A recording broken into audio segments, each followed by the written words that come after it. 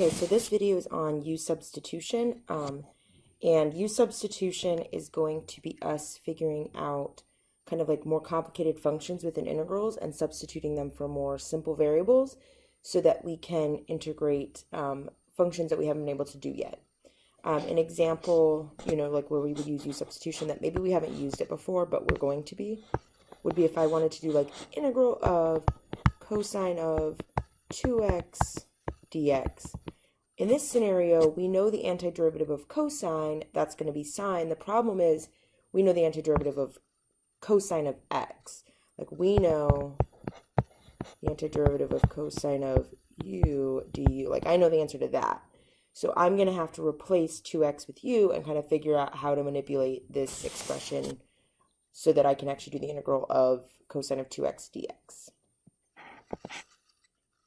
So in this example, we're going to find this derivative. U substitution kind of goes along with the chain rule.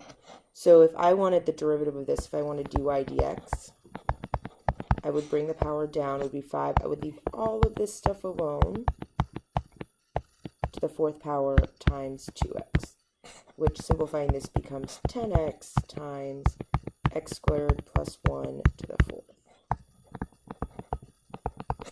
So in kind of that perspective, if I go ahead and click on this, and I look at this problem, it kind of has a similar format to this other problem down here. It has an expression inside the parentheses with the exponent out here, and it has this other piece in here. And the problem is, I don't know the antiderivative of 2x times x squared plus 1 to the 4th. But I can make the problem simpler. So the way I kind of approach this is I pick what's making this problem what I call ugly. Basically, what's causing it not to be able to, for you to know the antiderivative. And so I say, all right, u is x squared plus 1. So that means du dx, I'm going to take the derivative of this, would have been 2x. And if I kind of move the dx and I separate the x's so they're together, you can think of it as multiplication. It's not really multiplication, though. Du will equal 2x dx. So one option is to kind of figure out what you have to put into the equation, if anything, to make du happen. Or you can solve for dx. I like solving for dx. So I'll get dx equals du divided by 2x. And then what I do is I go through and I substitute u everywhere, and I substitute with dx. So it's going to say this right here that I'm highlighting in blue is going to become u. So I'm going to have u to the 4th times 2x, and then dx I'm going to replace with du over 2x. So I'm substituting two different things. I'm substituting the u here, and I'm substituting the dx for something with du here. Now if you look, what happens is the 2x and the 2x actually cancel out. So this problem is now u to the 4th du. And we know the antiderivative of u to the 4th. It's u to the 5th times 1/5. So this ends up being u to the 5th times 1/5, or 1/5 u to the 5th, plus c. And then we put u back. So u was x squared plus 1. So this ends up being 1/5 times x squared plus 1 to the 5th plus c.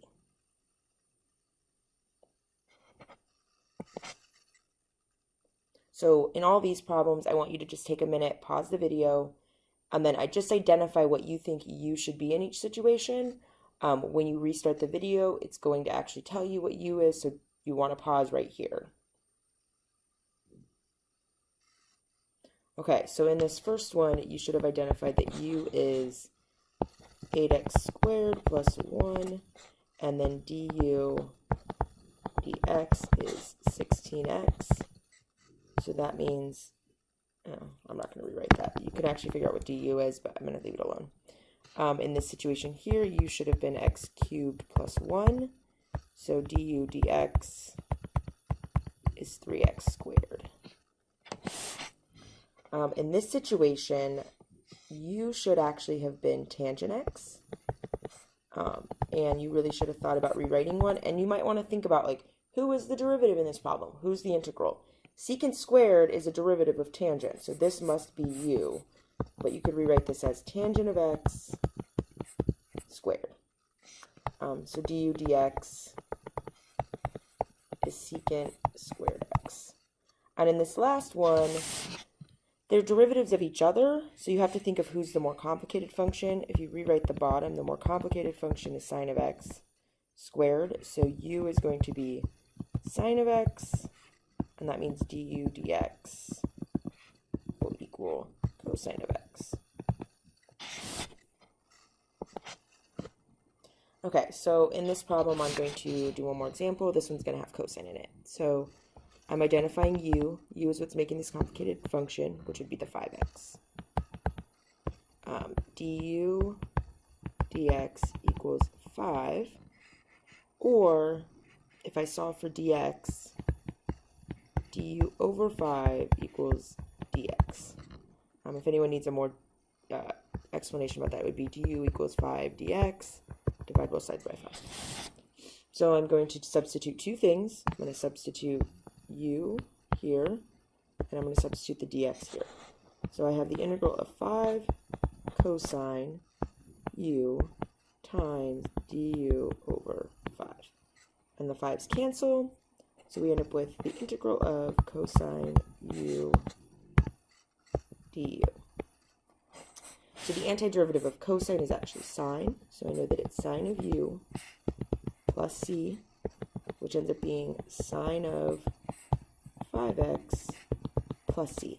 And some of you might have been able to figure that out without doing u substitution, but you can always do it with u substitution. Okay, and so we're going to try one more. So u here is 3x, and I'm going to jump to du is 3 dx. If you want to do the step where you do du dx, that's fine. Dx is du over 3. So I now have, this becomes u, and I'm substituting this one as well. So I have the integral of sine of u times du over 3. And for this problem, what I usually do is I bring this over 3. I'm going to rewrite it as 1/3. Outside of the integral, he has nothing to do with it. So 1/3 integral of sine of u du.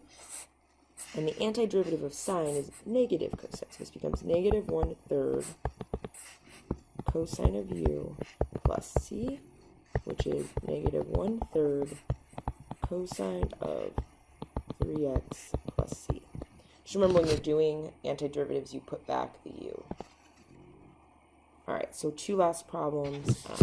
Sorry this video is so long. Just want to make sure everyone is clear with what's going on.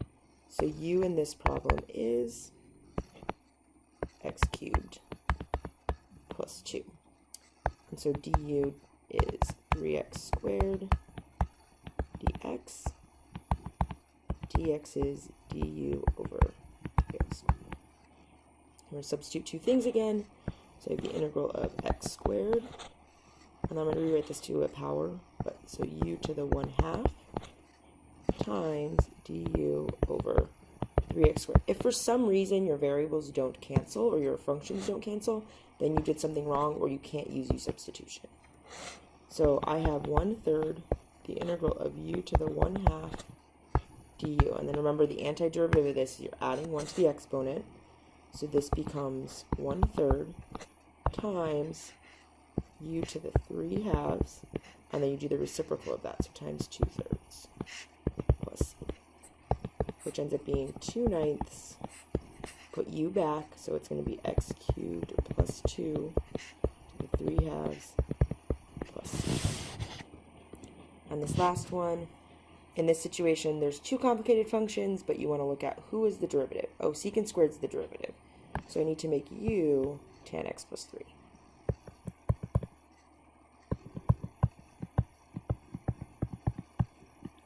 So du will equal secant squared x dx. Solving for dx. Sorry, my dog's snoring. It's du over secant squared x. So I'm going to substitute. I'm going to get the problem done. So the 2 secant squared is still there. This piece becomes u. So I have times u times du over secant squared x. And then secant squared x cancels.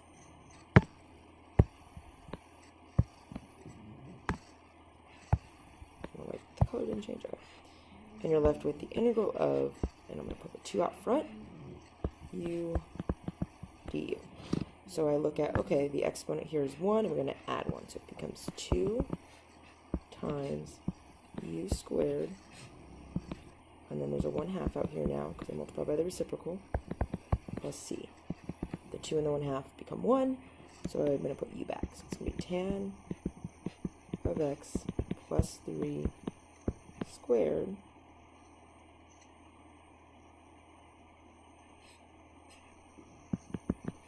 plus c.